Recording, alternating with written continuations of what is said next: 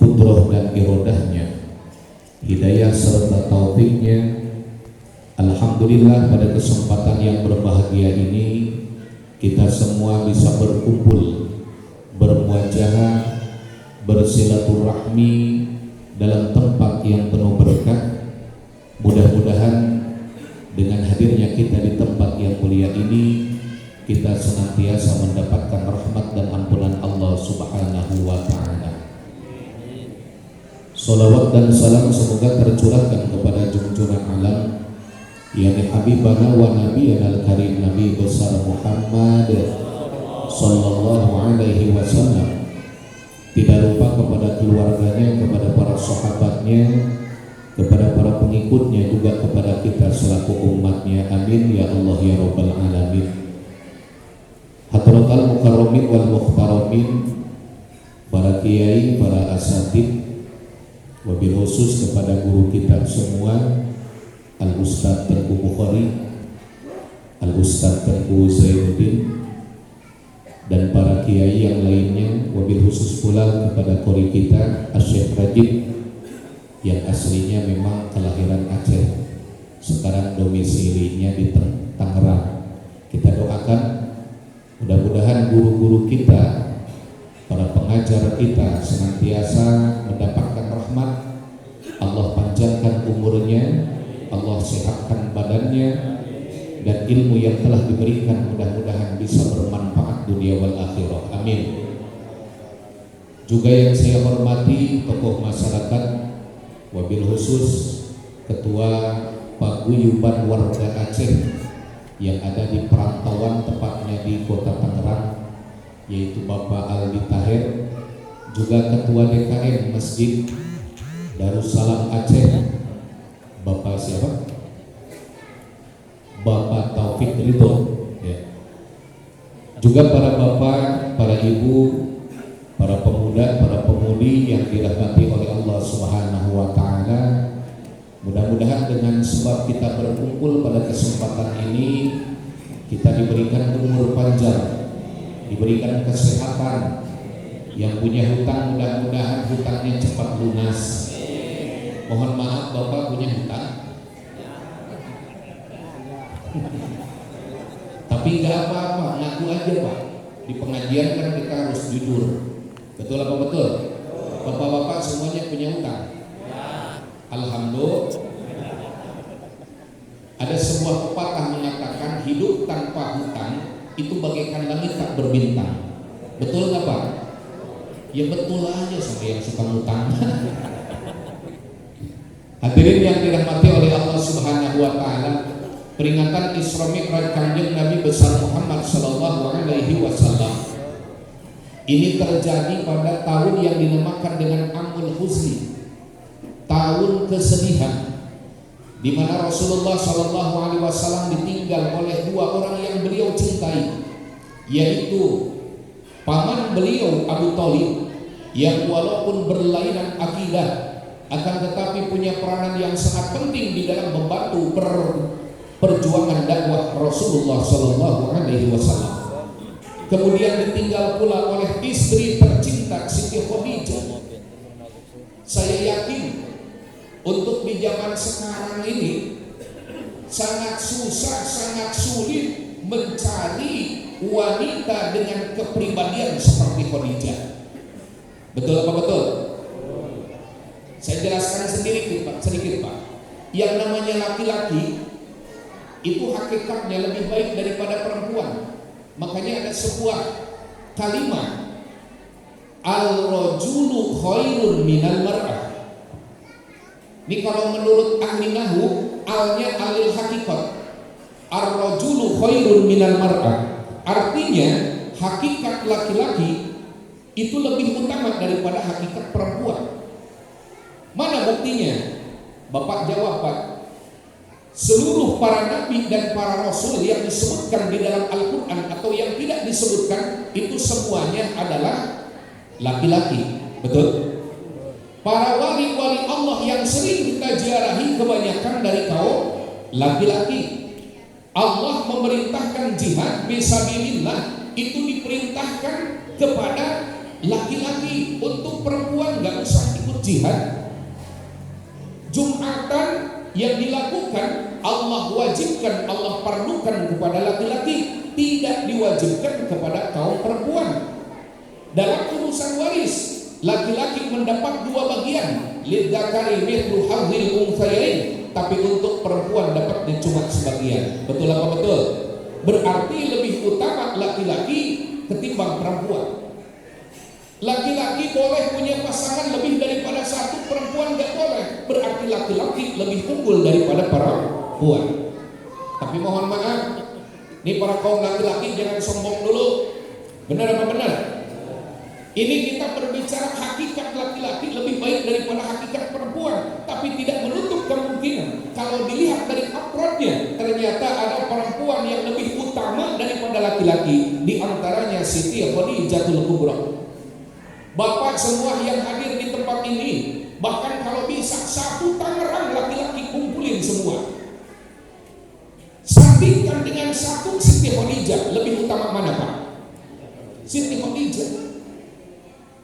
Makanya Rasulullah pernah menyinggung Siti Khadijah. Kata Rasulullah, amanas bi idkafaronin nas. Khadijah ini beriman kepadaku manakala banyak sekali orang yang tidak beriman kepadaku. Wasaddaqatni idkadabanin nas. Khadijah membenarkanku manakala banyak orang yang tidak membenarkanku, bahkan membohongiku. Wa wasatni bimaliha idharamanin nas. Khadijah ini memberikan seluruh hartanya untuk kepentingan dakwahku, tatkala banyak orang yang tidak mau memberiku daripada harta yang mereka punya. Makanya saya doakan bapak-bapak mudah-mudahan punya istri seperti Siti Khadijah. Amin. Ibu-ibu yang hadir pada kesempatan ini mudah-mudahan mempunyai jiwa seperti Khadijah. Saya katakan ibu, kalau ibu punya pribadi seperti Khadijah, andai kata suaminya mau menyumbang untuk Masjid Darussalam, untuk renovasi ataupun untuk pembangunan, ketika suaminya ingin mengeluarkan uang 100.000 rupiah, maka istri yang punya jiwa Khadijah pasti akan menegur. Pasti akan menegur. Kata istrinya, Pak, itu 100.000 buat apa? Nyumbang Masjid Darussalam Aceh, mau bangun masjid, mau renovasi, pelebaran. Bagaimana kalau istri yang punya jiwa Siti Khadijah? Pak, jangan 100.000, malu-maluin aja. Bapak itu per bulan penghasilan 30 juta, masa ngasih cuma 100.000? Jangan 100.000, kalau bisa 10 juta, bahkan kalau bisa lagi 100 juta. Kira-kira istri bapak kayak gitu enggak? Yang ada justru sebaliknya. Suaminya mau ngeluarin uang 100.000, ketahuan sama istrinya, buat apa itu? Itu buat apa? Masjid. Emang mau ngasih 100.000? Iya. Jangan 100.000. Berapa emang? 5.000 aja. Tetangga kita juga 5.000. Kita kan supaya masuk surga. Gak apa-apa. Ustaz bilang, walaupun cuma 5.000, insya Allah kalau ikhlas surga menanti. Nanti bapak sama istrinya sama anak-anaknya ketika mau masuk surga, bukan berebut ingin masuk surga, ditahan dulu sama malaikat. Mau kemana nih? Surga. Apa modalnya? Jihad fisabilillah, ibadah haji berulang kali, bukan sedekah. Kemana? Darussalam Aceh. Berapa? 5.000. Makanya kita nggak boleh pelit ya Bu Pak. Mohon maaf Bapak DKM, Pak siapa nih? Pak Taufik, ya. Biasanya kalau orang pelit itu Jumatan kalau ketahuan Pak. Benar. Kalau lagi Jumatan orang pelit, ada kotak amal jalan, dia pura-pura merem, pura-pura tidur. Setelah itu dikiranya kotak amal sudah lewat, pas dilihat masih ada, tidur lagi. Setelah itu dia langsung buka mata, gak taunya kotak amal ada di depan. Karena panik, tidak terbiasa mengeluarkan uang untuk sedekah, untuk infak, akhirnya dia ambil uang. Kebetulan di kantong baju itu ada uang 2.000, ada uang 100.000. Karena panik yang masuk bukan 2.000 tapi 100.000. Begitu selesai Jumatan mau ke Indomar beli rokok, pas dilihat uang 2.000 saat masukin. Akhirnya bagaimana? Bertamu ke rumah ketua DKM, mau pinjam kunci kotak amal, sekalian mau minta kembalian. Ada nggak orang Aceh kayak gitu? Ada nggak? Nggak ada. Insya hadirin yang dirahmati oleh Allah Subhanahu Wa Taala, mudah-mudahan ibu-ibu yang hadir di sini mempunyai jiwa seperti Siti Khadijah. Amin. Ya Allah ya Rabbal. Ibu, ada sebuah kisah, bahkan ini cerita nyata, Bu. Ada seorang suami, dia minta kawin lagi sama istrinya. Berhubung istrinya soleh, jawabannya bagaimana, Pak? Kalau Bapak mau nikah lagi, silahkan. Jangankan cuma 2, 3, 4 saja, Mama ikhlas, Mama ridho. Yang penting Bapak sehat panjang umur. Dengan jawaban istri seperti ini, ternyata si suami bukannya melakukan poligami, bukannya melakukan apa yang sudah diniatkan, malah si suami gak jadi poligami, gak jadi nikah lagi, karena di dalam hatinya sudah tertanam semakin cintanya kepada istri tersebut. Alhamdulillah. Makanya bapak-bapak, ibu-ibu nih, kalau misalkan suaminya minta nikah lagi, jawabannya kayak gitu, kira-kira sanggup gak, Bu?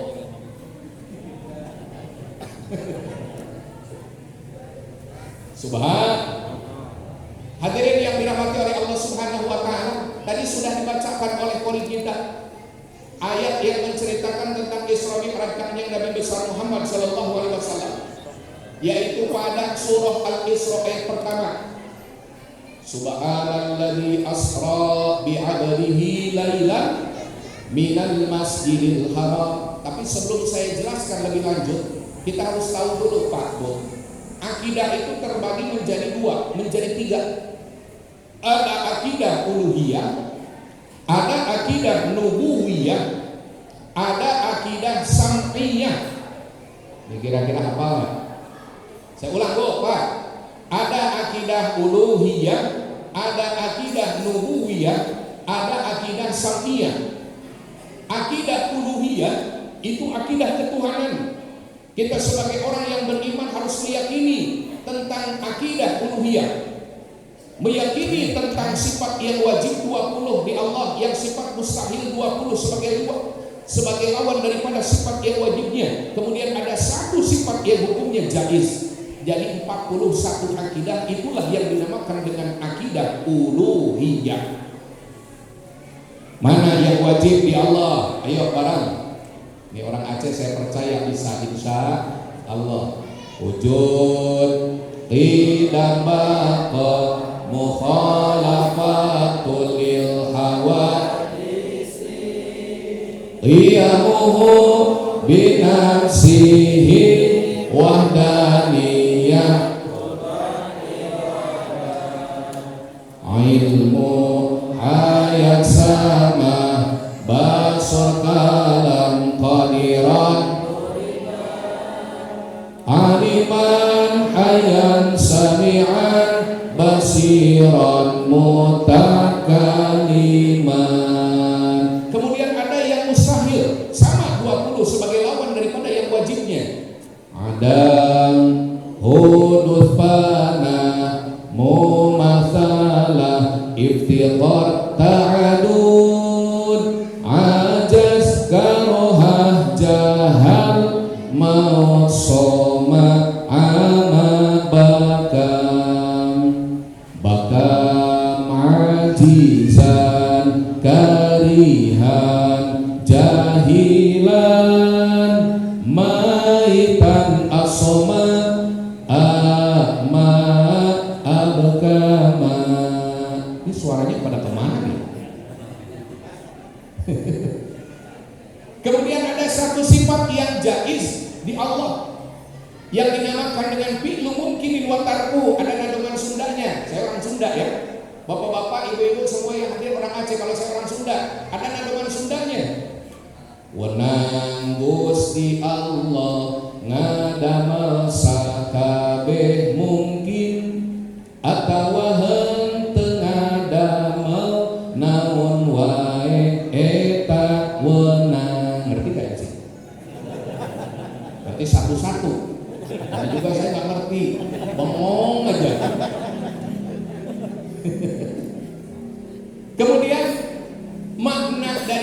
sifat uluhiyah.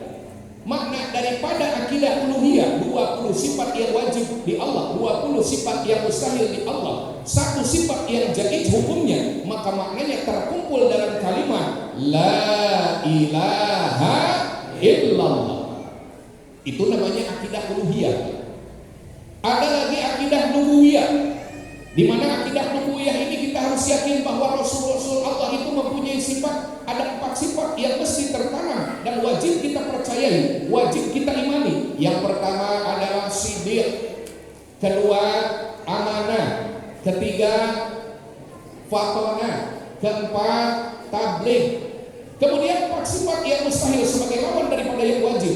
Siddiq lawannya kidib, amanah lawannya khianat, fatonah lawannya bilada, kitman, tabligh lawannya kitman. Dan ada satu sifat dari para rasul yang hukumnya jaiz, namanya a'rad basyariyah, sifat kemanusiaan. Jadi rasul itu sama seperti kita manusia, Pak. Rasul makan, rasul minum, rasul tidur, rasul menikah. Betul apa betul? Cuma Pak, cara minum rasul itu perlu ditiru. Perlu saya contohkan nggak?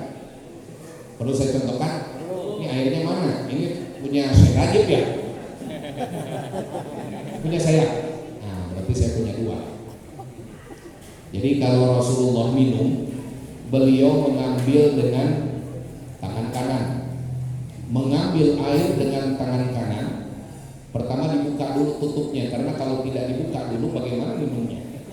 Benar kan? Buka dulu tutupnya, kemudian ambil air dengan menggunakan tangan kanan, awali dengan membaca bismillah, kemudian minum dengan 3 kali tegukan. Setiap sekali tegukan awali dengan bismillah, akhiri dengan hamdalah. Bismillahirrahmanirrahim. Alhamdulillahirabbil. Bismillahirrahmanirrahim. Alhamdulillahirabbil. Bismillahirrahmanirrahim. Alhamdulillahirabbil. Nih, kalau kita minum kayak gini Pak, saya pernah dengar Al-Habib Umar bin Hafid, ulama Yaman. Beliau yang hafalan hadisnya 100.000 hadis. Makanya pangkatnya juga Al-Hafid bil hadis. Man hafidho mi'ata alfi hadis. Orang yang hafal 100.000 hadis, beliau adalah Al-Habib Umar. Kata beliau, seandainya orang meminum air dengan cara yang tadi sudah saya praktekkan, maka insya Allah selama air itu ada di dalam perutnya, Allah akan menjaganya jadi dia berbuat maksiat kepada Allah.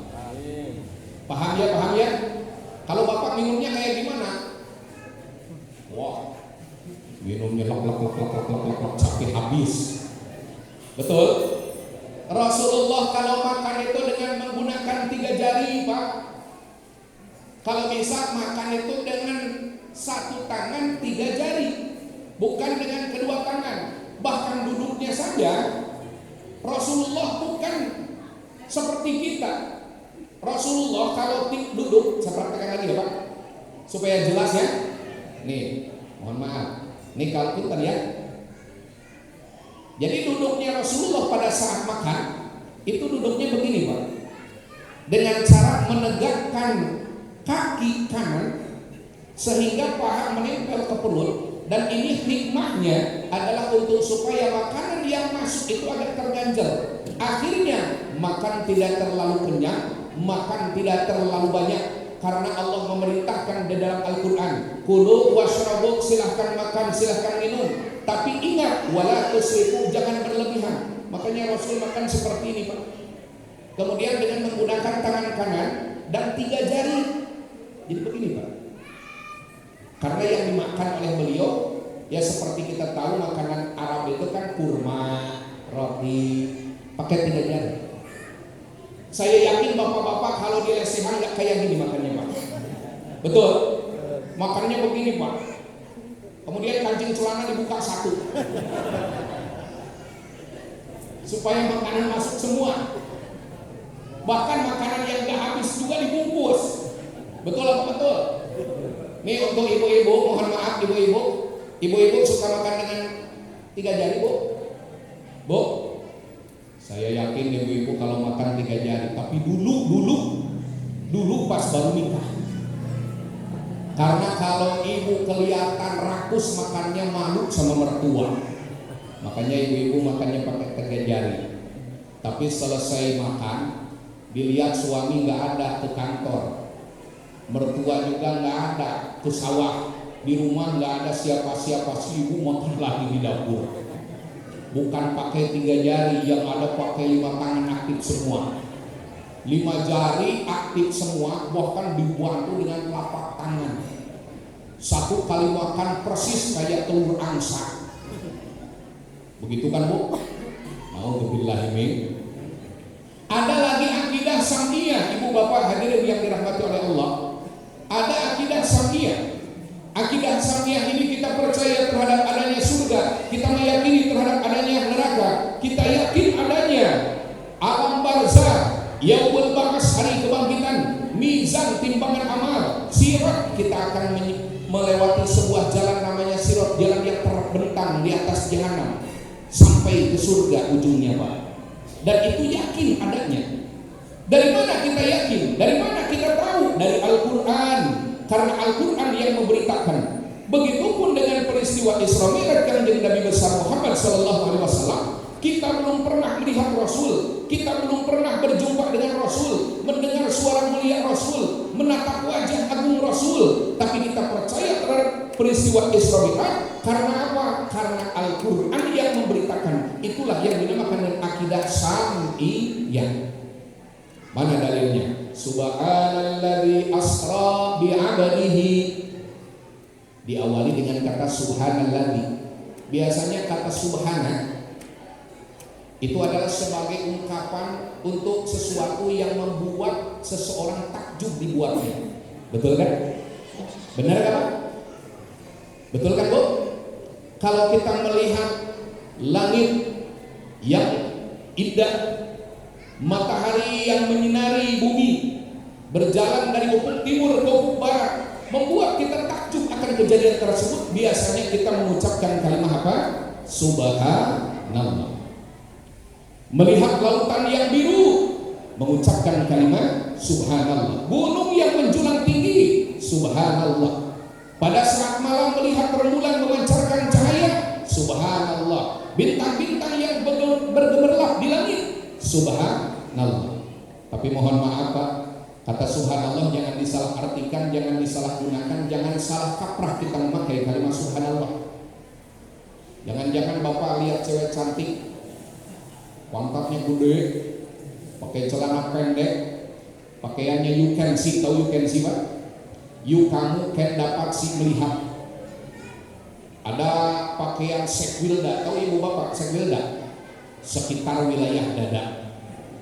Ada bupati, tahu ibu bapak? Bupati, buka paha tinggi-tinggi. Kalau dulu ada yang namanya pakaian cutbray, tahu cutbray? Ke bawah menciut, ke atas menciut ya, ke atas menciut, ke bawah ngegebray, namanya cutbray. Kalau sekarang ada bray cut.